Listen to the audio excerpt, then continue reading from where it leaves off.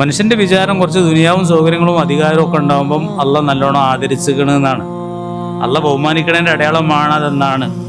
കുറച്ച് ദാരിദ്ര്യവും കഷ്ടപ്പാടൊക്കെ ഉണ്ടെങ്കിൽ അള്ളാഹുത്തിൽ അവനെ നിന്ദിച്ചു എന്നാണ് മനുഷ്യന്റെ ഒരു തോന്നൽ. കല്ല, അതൊന്നും ശരിയല്ല. വല്ല അത്തുക്കരിമോന്നല്ല യതീം, നിങ്ങൾ യതീമിനെ ആദരിക്കണില്ല.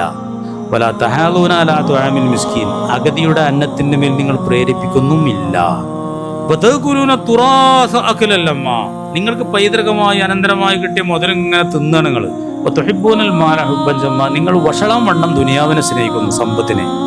എല്ലാ ഇദാ തുക്കത്തിൽ ദക്കൻ ദക്ക, നാളെ ഭൂമി പൊടിപൊടിയാക്കപ്പെട്ടാൽ.